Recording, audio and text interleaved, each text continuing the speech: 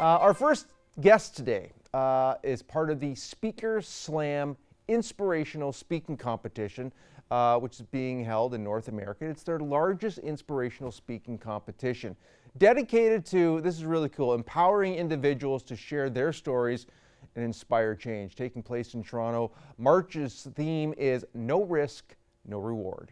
Joining us now is local competitor Lindsey Mazza. Lindsey, so nice to see you. Welcome to the THN studios. Thank you for having me. What a great event. Talk to us a little bit about your journey and what has got you to this point. We see here on the screen, I spent years hiding my disability. Now it's my superpower. Yes. So I didn't start talking openly about my disability until probably 8 months ago. Which is crazy because it's visible, but it never seemed to serve me.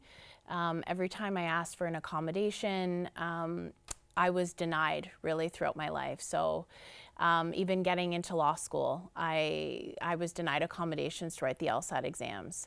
So I had to go through an appeal process. So I stopped talking about it from a young age because it didn't serve me, it didn't seem to matter, and I just figured out a way to work harder. And that all shifted for me when I lost my dad in October of 2023, who also had the same disability. And it was in losing him that I realized that I was supposed to be doing something different than law, and use my advocacy skills to help other people. So I went on this journey, of radical self-acceptance, and I started to talk about it. And in doing so, I realized that it has been my superpower because it's given me the strongest and loudest voice. Take us through the journey and what you've kind of been going through. Yeah, so the journey to speaking? Yeah, so after losing my dad, I went to law school because I thought, I've been advocating for myself my whole life. So law seemed like a natural course. And I thought I would be good at it. I was good at it.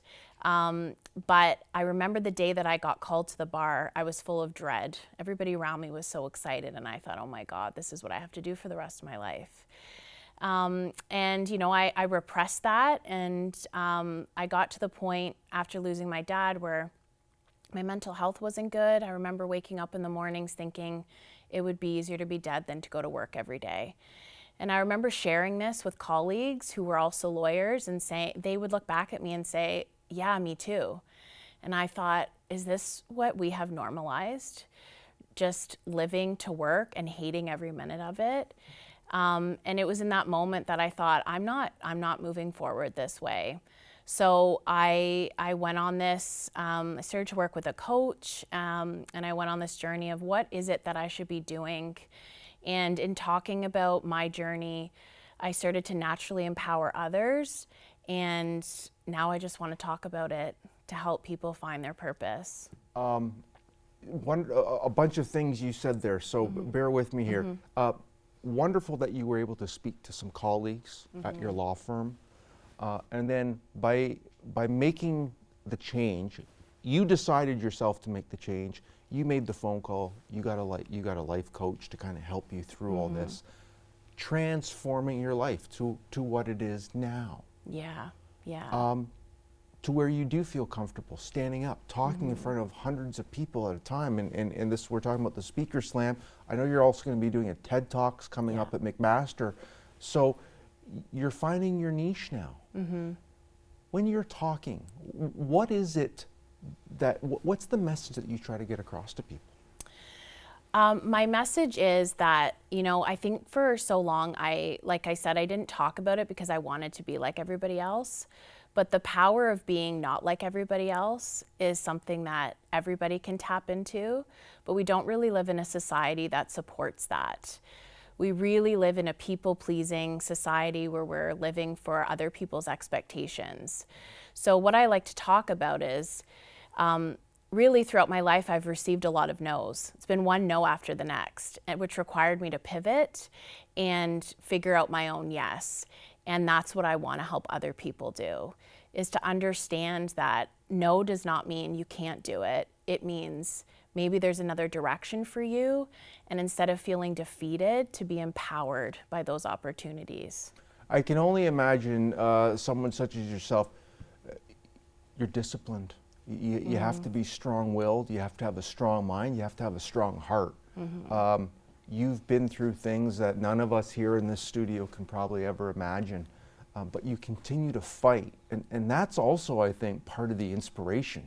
You're still here to talk about it when you could have easily folded the cards and said, I'm done. And Yeah. you've taken that next step. Yes. Yeah.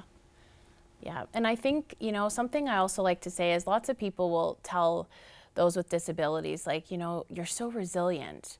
And what I like to remind people is there really isn't an option, you know? You have to keep going.